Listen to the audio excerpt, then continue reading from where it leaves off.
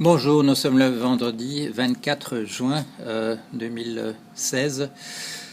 Ce soir à 18h30, je suis à Liège. Je m'adresse à vous si vous êtes là, à l'invitation de Attaque Liège.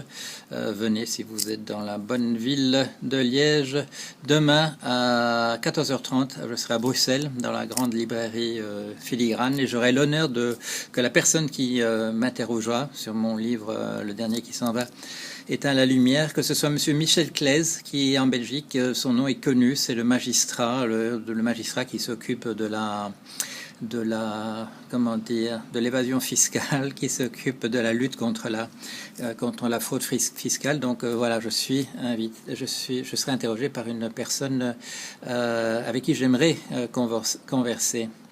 Alors la date d'aujourd'hui, le 24 juin, bien vous savez pourquoi on la retiendra. C'est en raison du Brexit. Les Britanniques ont voté dans leur majorité pour la sortie de l'Union européenne. Les journaux nous disent que c'est en majorité les salariés qui ont voté pour la sortie. Et ils ne sont pas les seuls, bien sûr. Il y a des gens qui ont voté pour ça pour des raisons diverses. Et il y a sûrement des salariés qui ont voté pour qu'on reste, des gens qui ont encore un petit peu d'espoir en l'Europe. Mais c'est un avertissement. C'est que toute cette construction européenne qui a commencé juste après la Deuxième Guerre mondiale, c'est que la plupart des personnes dans le public l'identifie à avoir constitué simplement un marché commun dirigé par des banquiers avec un gros cigare. C'est pas la faute des gens qui ont cette image-là, c'est la faute des banquiers avec un gros cigare qui ont fait de l'Europe cela, en en ignorant tout le reste. Je l'ai signalé plusieurs fois, je répète, mon père qui était lié au début du marché commun et surtout de la CECA, Communauté européenne du charbon et de l'acier, qui disait en rentrant à la maison, on est en train de constituer une Europe des marchands, c'est pas ça qu'il faudrait faire. Il avait raison, je le répéterai jamais assez. J'ai déjà expliqué aussi que moi j'ai été invité quand j'avais 20 ans, un groupe d'une quinzaine de jeunes qu'on avait choisi dans l'Europe. On allait les inviter à Strasbourg et les gens qui allaient créer l'Europe allaient répondre à leurs questions. On allait voir tous ensemble ce qu'on pouvait faire. Et j'ai rappelé ça récemment à quelqu'un qui me disait qu'il avait essayé de me faire inviter à une réunion et qu'une des dirigeantes actuelles de l'Europe avait dit que mes sentiments anti-européens ne permettaient pas qu'on m'invite. Mais mes sentiments anti-européens, c'est contre des gens comme elle. C'est pas elle qui devrait diriger l'Europe. Alors voilà, un bel avertissement. Maintenant, il est peut-être encore beaucoup trop tard pour que des gens comme Monsieur Yanis Varoufakis ou moi disent on peut encore faire quelque chose de cette Europe. Elle a peut-être effectivement fait ses preuves.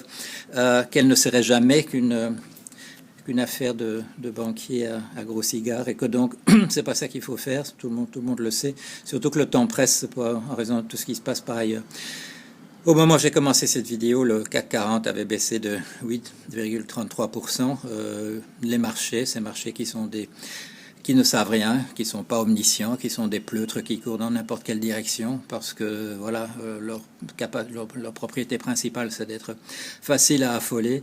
Voilà ce qu'ils produisent. Devant, non pas ce qu'on sache ce qui va se passer, on n'en sait rien. J'ai fait un papier récemment là sur le blog pour en parler, disant que en attirant l'attention sur le fait que ces marchés, c'est surtout l'incertitude, c'est de pas savoir ce qui va se passer.